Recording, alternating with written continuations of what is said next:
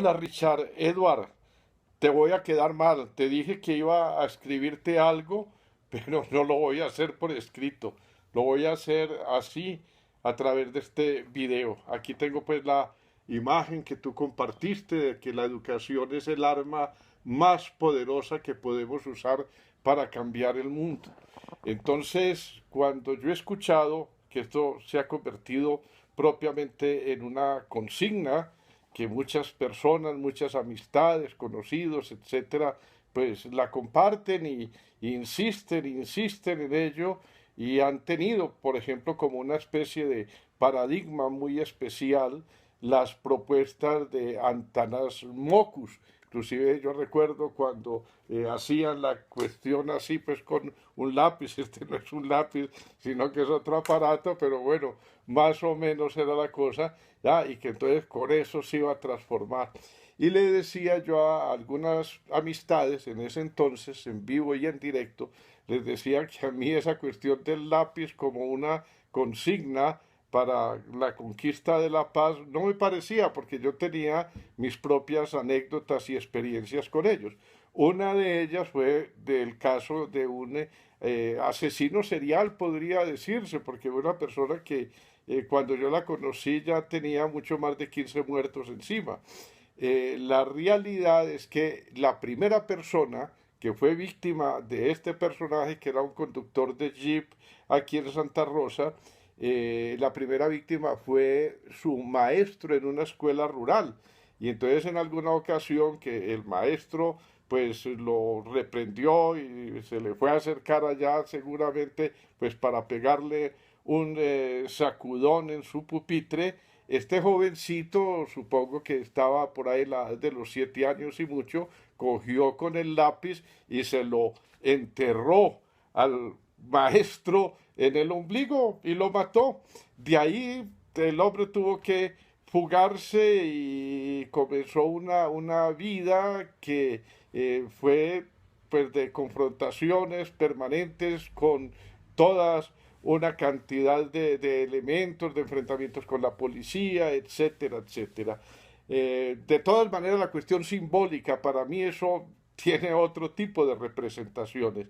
Fuera de ello, yo considero que todavía no he podido lograr desaprender las cosas, las formas de la domesticación a que fui sometido como todas las generaciones, es decir, de las gentes de mi edad y demás, que, bueno, la educación nuestra era cantar, pues himnos celebrando las cruzadas, ¿no? Inclusive, pues el mismo himno nacional es una especie de un canto a la sangría y a la guerra, ¿no? ¿Ya? Ríos de sangre, la Virgen arrancándose los cabellos, Ricaurte en San Mateo en átomos volando, etcétera, etcétera. Y considero que la educación colombiana lo único que ha formado ha sido, pues en realidad, individuos muy carentes de la capacidad de la autonomía, de falta del sentido de la libertad y de la conjugación de la libertad con la responsabilidad.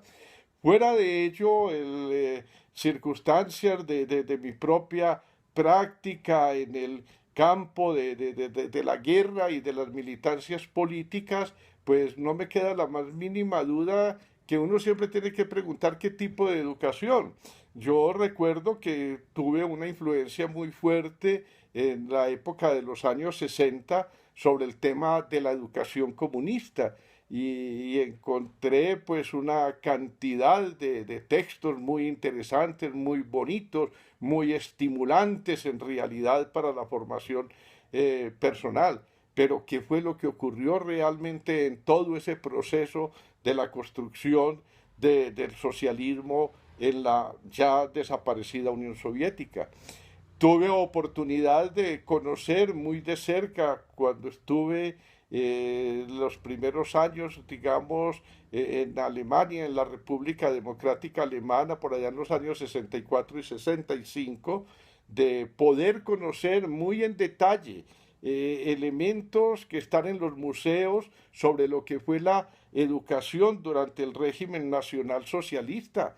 Y era una educación tenaz, verdadera educación, si se quiere decir, pero ¿cuál tipo de educación? Son unas formas de domesticación. En fin, sobre ello es mucho lo que se puede expresar y yo lo único que pues digo, y siempre como en el caso, en esta conversación contigo, fue plantearte la pregunta, ¿qué tipo de educación?